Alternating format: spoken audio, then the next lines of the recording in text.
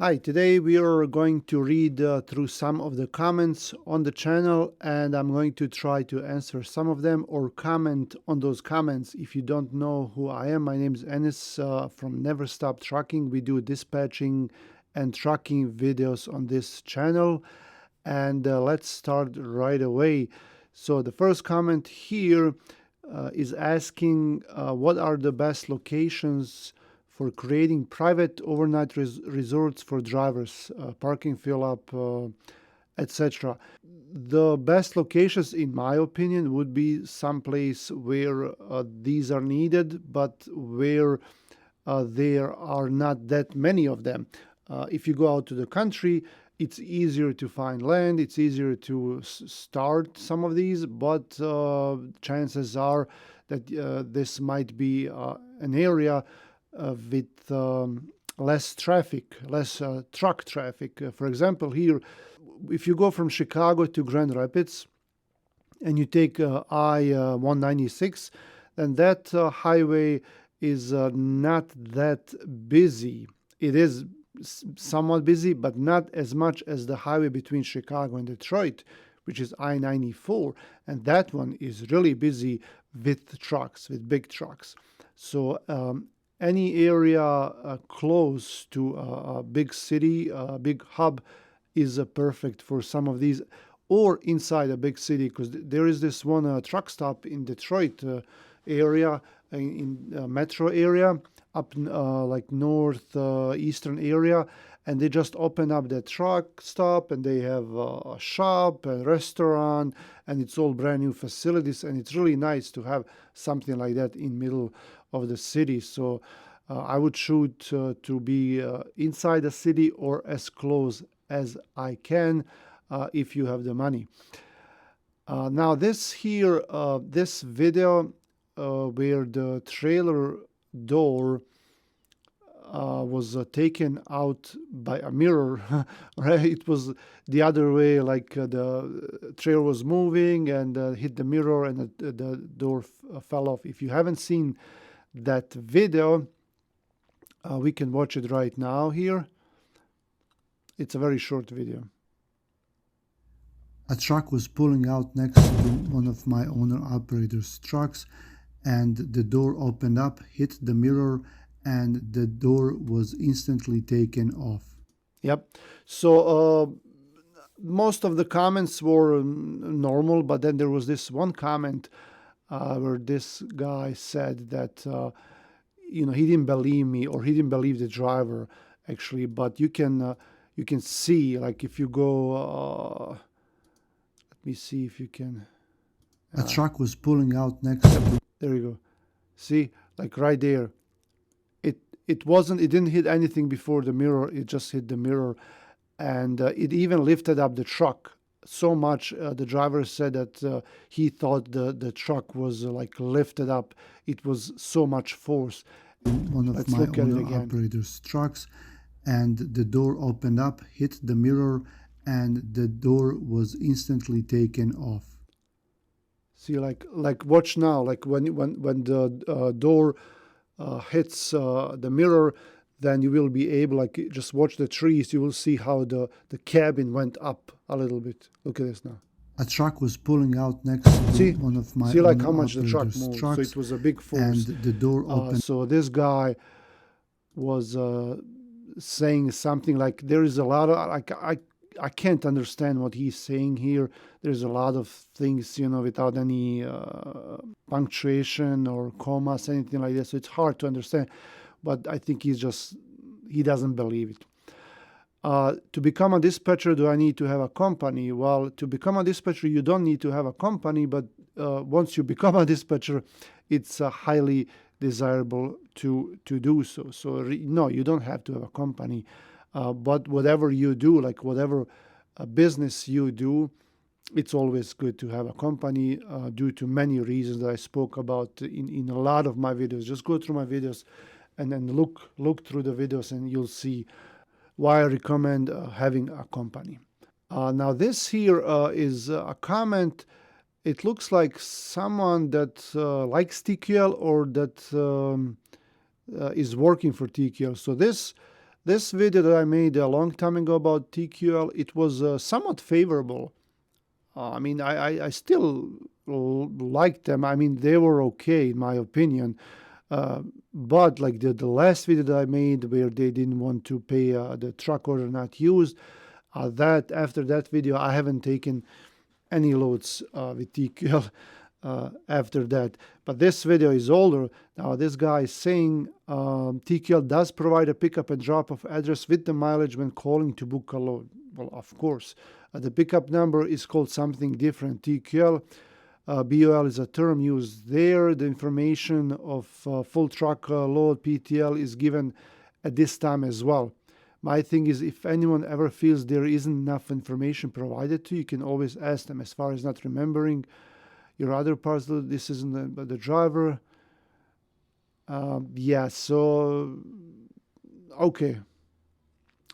This guy is saying he wants to give me $5,000 for to work for me. So I have to ask now, is this like a one-time sum, or is it a month? Is it weekly?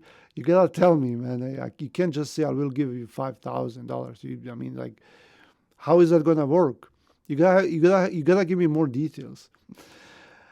Once Trump comes back and cleans house in the government, gets rid of the crooked brokers, then things will gradually return to normal. Okay. No money in 23. I think 24 is going to be the same deal. Well, it looks like I kind of agree, because there is really no end in sight. Something big has to happen before things turn around, and nothing big has happened yet. So we'll see. It's either going to be a lot of companies going out of business, a lot of big companies going out of business. Maybe the fuel will go up, maybe the fuel will go down, and it will make it easier for us. Or there is going to be another kind of high demand where everything picks up all of a sudden. Okay, but that's most likely. I mean, I wish it will happen, but most likely it's not going to happen. And if we have another war or something else, like we had the pandemic a few years ago, then the things will not get back to normal anytime soon. So yeah, I kind of agree. 23 and 24 is probably not going to be very good at all. Your mirror looks fine, but then it took that whole door right off, didn't? Yes, and I was very surprised to see that. Either that door, the hinges were getting bad, or it's just like the materials that they used are not that durable. I mean, they are holding as far as like when the door is hanging on the trailer when you open it up. But if you get a high impact on those hinges, then it looks like the materials that they used were not designed to absorb that impact. So that it's really weird why it happened. About the load confirmation, when the broker asks the email, whose email do we have to give? Dispatcher email or driver email?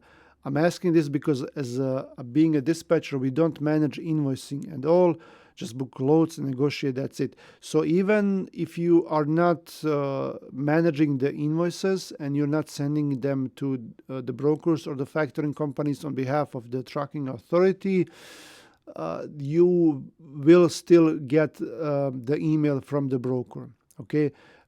Because that's the only way you can sign it. Someone needs to sign that rate confirmation, and driver is probably driving, and it's easier for you to do it on your computer instead of a driver doing it on their phone.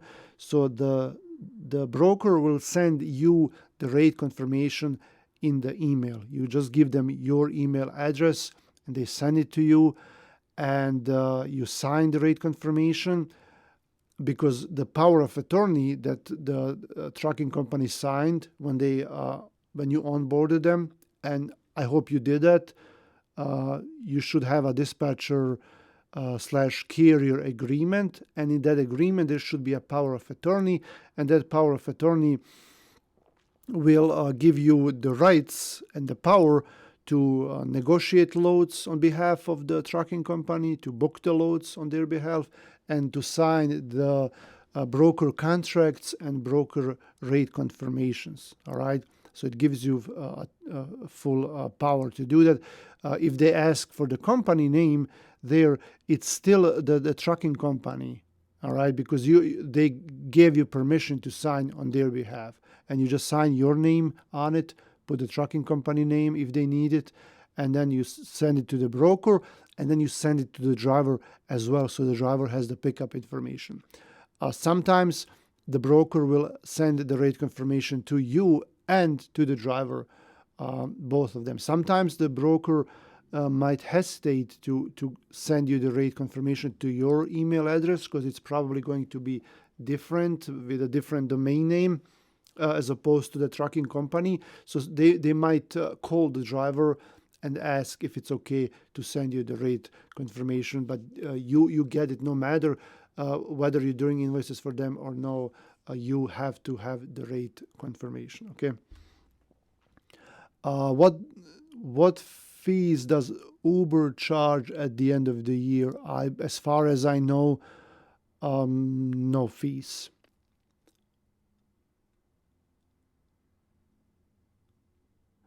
How can I register a SIM card in the United States while I am in another country?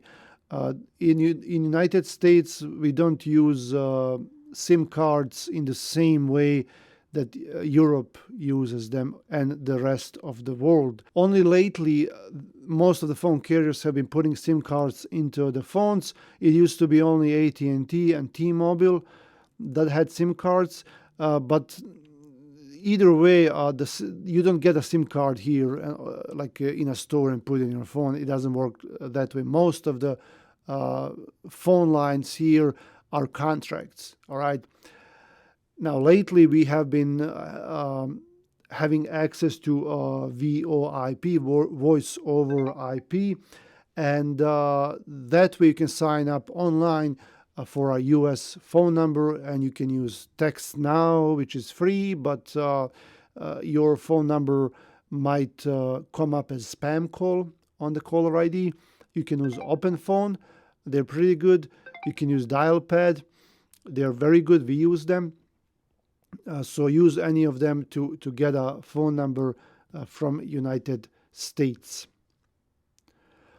Now, please help me.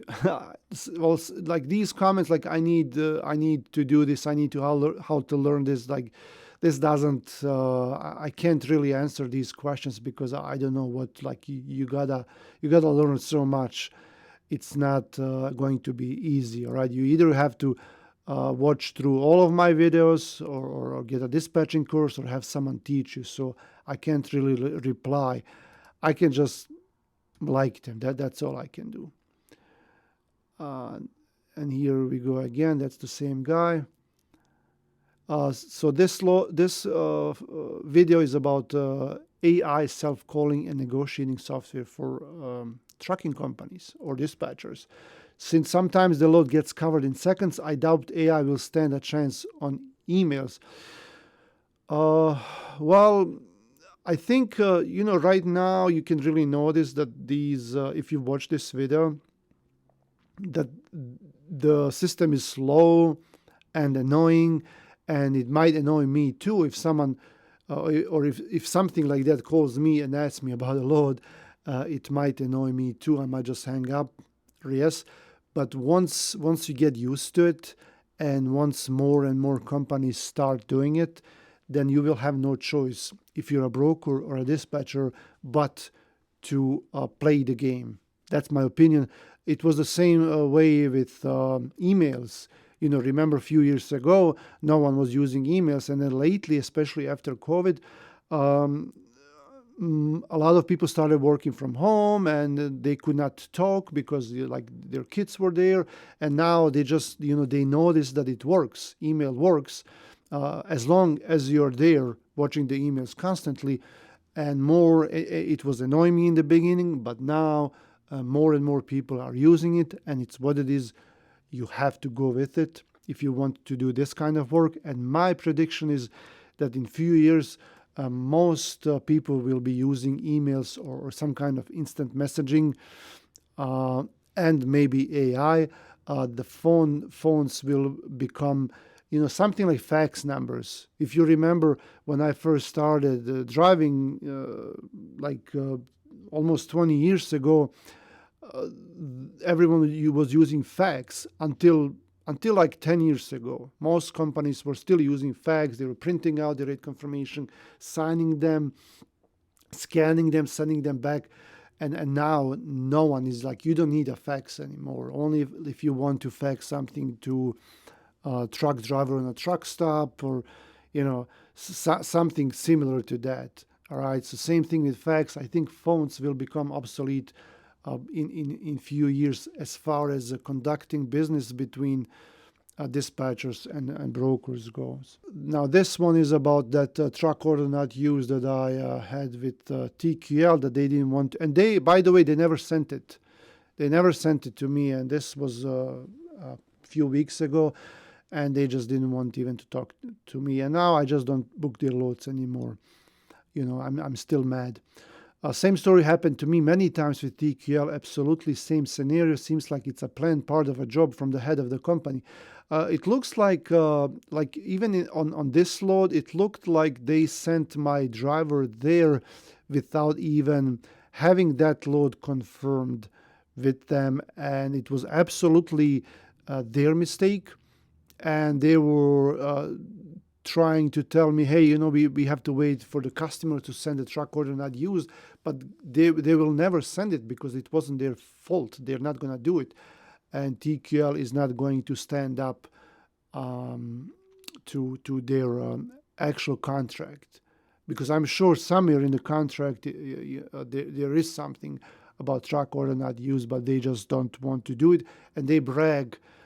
They keep bragging how they're a big, great company, and they did all those donations, and they have offices everywhere, and they don't want to pay $150 for truck order not used to a very small company when it was 100% their fault.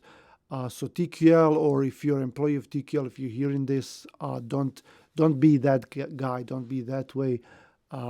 Be professional, and I'm sure you can afford to send that money to someone who used their fuel and their truck to get there to the pickup and waited a couple of hours, and it's just not fair that you don't pay. This is Bosnian / Serbian. He's from Belgrade, which is in Serbia.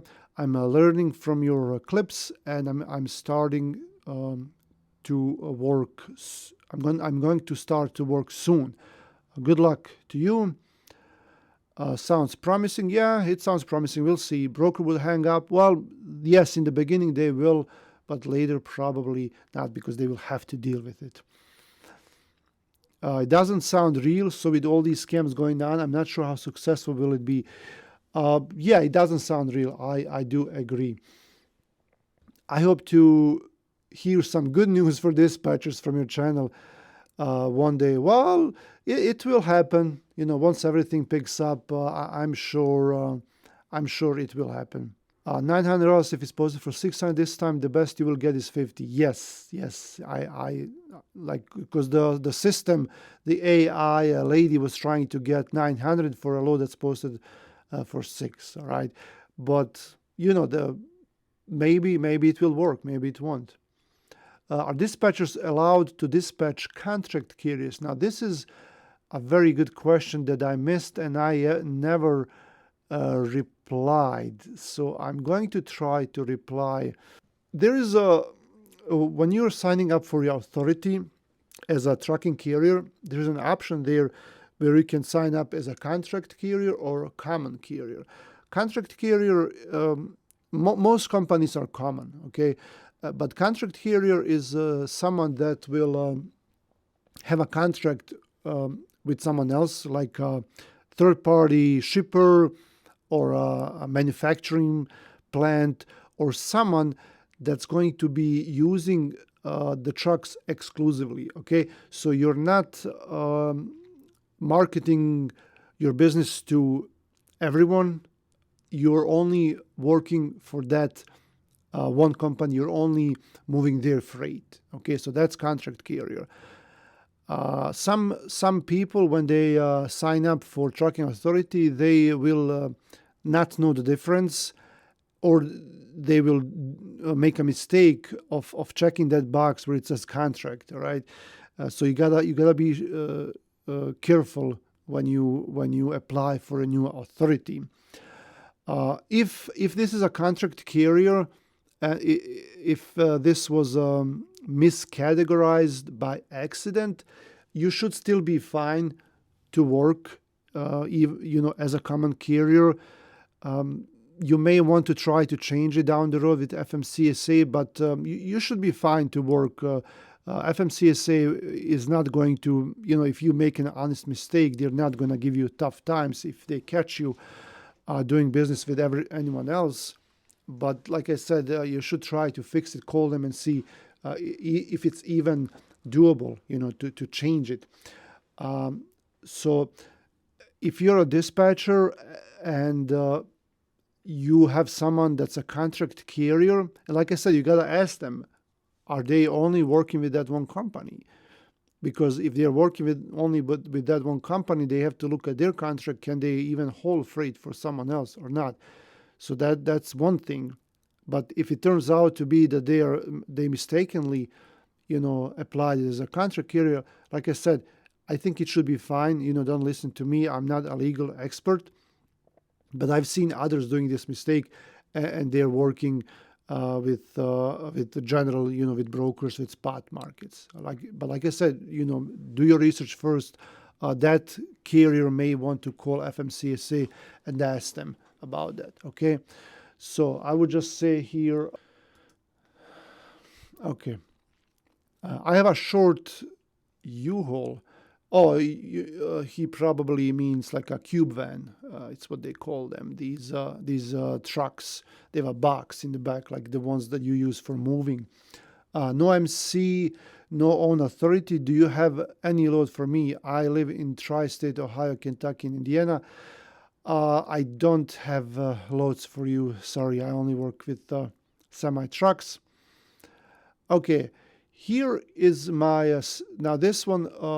I made a video about there is no money. The video was called "There is no money in trucking," and I was arguing how only if you're very cheap and very frugal, then you will make it in trucking. If you're buying things left and right and spending your money on fancy stuff, then it's going to be very tough for you to succeed. But if you're frugal, then yes, you should be fine.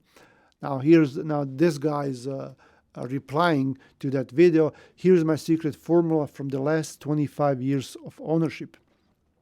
Pay yourself no more than $500 per week per truck. 20 trucks, $10K per week. Well, yeah.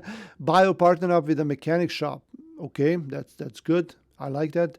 Buy a yard to park your trucks. Include 2 fuel tanks. Buy a fuel truck and hire a driver to transport your fuel. Buy or lease a warehouse and hire a manager. Transport dollar store essential items only that have to be replenished constantly. Thank me later. Well, I will thank you now. I am thanking you now.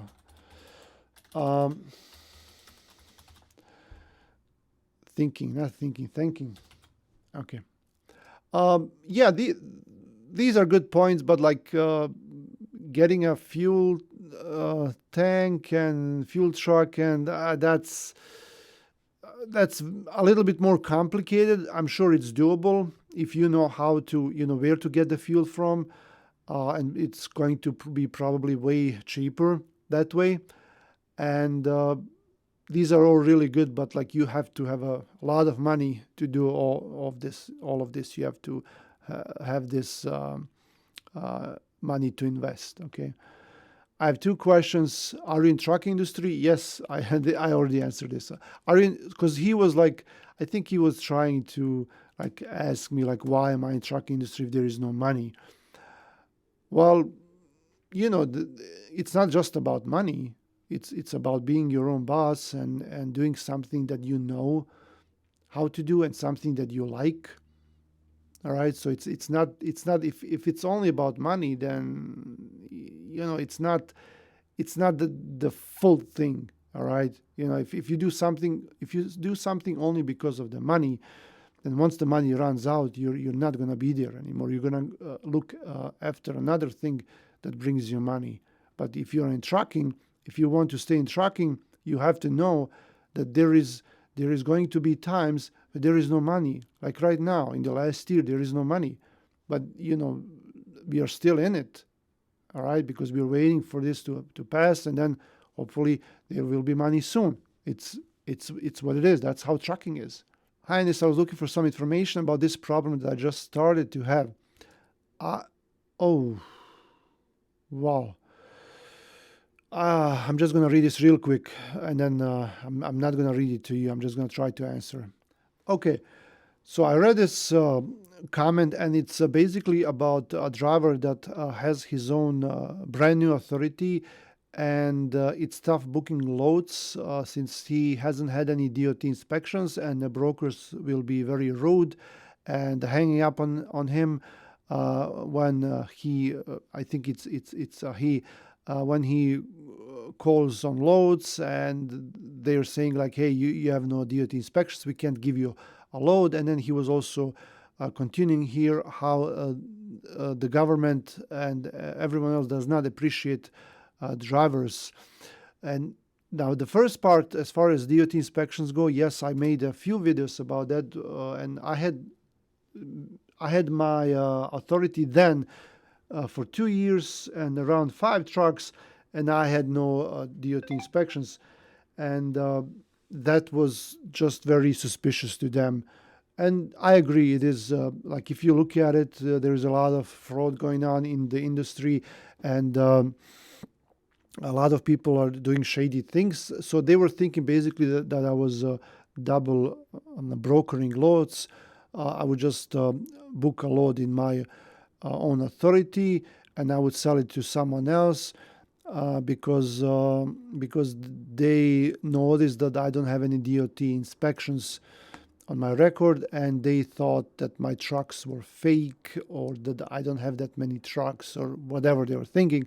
But had they been really thinking, they would have asked for a proof. I could give them a proof, like tens of different things that prove that I actually am a working authority with 5 actual trucks, like truck registrations, insurance, like all the VIN numbers on the insurance, all the trailers that I had, pictures of the trucks, receipts, maintenance records, drug testing for my drivers. You name it, I could prove it in 1,000 other ways, and oh no, DOT inspections. That's what they look. That really doesn't make sense. They think they know what they're doing, their safety departments, but they actually don't. All right. For them, it's easy to say that because there are so many carriers out there that they can work with, they can pick and choose. So if you're a brand new carrier, you don't have a DOT inspection on your record, they can afford that, not to work with you. But once the things turn around, or like when they were like that 2 years ago, they begged you to work with you. Then it didn't matter to them. All right. So it's just like based on the need. All right. And the industry is like that. No one cares about you. No one likes you. It's constantly competing between brokers and dispatchers and drivers. Drivers don't like dispatchers. Drivers don't like brokers. Brokers don't like drivers. Brokers don't like dispatchers. Dispatchers don't like brokers. I'm not going to say dispatchers don't like drivers because they have to. They have to work with them. But sometimes if they have someone that's really needed, and they would complain about those drivers. Okay, so it's always, there's like no one understands each other, so that's a big problem. And therefore no one trusts anyone. Like everyone is thinking that the other person is trying to screw them over. But the drivers are definitely the ones who suffer the most. We're just sitting here in the office, or like me, I used to drive, and I also drive now. So, but if I'm being a dispatcher, and I'm in the office, like I'm just booking loads, I'm looking at my screen on the phone, and I go home. Same thing with the broker, but the driver is always there, away from their family, from their home, always driving. It's a very dangerous job. You have to be careful that you don't hit anyone, that you don't kill anyone, that you are on time for pickup and delivery. And one small mistake, everyone will blame it on the driver. So and people don't appreciate drivers. When you are a driver and you pull up, you go to delivery or a shipper, then they just don't look at you. Like they see you as like a customer that they have to deal with, but they would rather not. At least a customer will buy something, and you have to smile and be helpful because you're getting money from them. From a driver, they see that they are not getting any value. And then it comes even to that, like when you're a driver and you go in and ask for a restroom, they say, well, we don't have public restrooms. That's like that really can make someone angry, like, because you're not public, you're working with them, you're bringing them things, you have to work with each other. And they don't even, like, they don't want to load you in a decent amount of time, but they don't let you use the restroom. How about you get a break room for a driver with vending machines and coffee and water, but you don't even want to. It's bad, okay? Because they see a lot of drivers, and I know there are some drivers that are not easy to deal with. But if you're, if you see me for the first time, there is no need for you to act that way. You can see, like, if I'm nice, if I greet you, and I'm nice to you, then you can be nice to me as a driver as well. So you're right, and unfortunately, this is true, right? Can I book a load if I'm leasing a truck? I don't see why not. Hi, as a new dispatcher starting out, I love how you explain everything in detail. How do I utilize the free 30 days for DAT? Right now, they just changed it. It's 10% off for 12 months. So there is no more 30 days free. They don't do that anymore. This guy disagrees that there's no money in trucking. Well, no, I didn't. Well, this is kind of like clickbait, okay? But if you watch the video, you will see that, like, there is no money in trucking unless you are saving money. Highness, have you looked into non-CDL 26-foot box trucks? From what I've seen, these YouTubers are hitting $2 to $4 a mile through partials, grossing 5 to 8 a week. These box trucks guys are eating good. They're not feeling any kind of recession. I didn't want to answer in detail here, but I'm just gonna say that this is not true at all.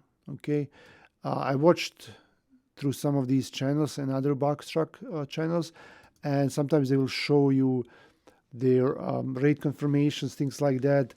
It's just like, if you catch a good load once in a while, and like these guys, some of them were like booking 3 or 4 partials, and they were driving like 1,000 miles with those partials.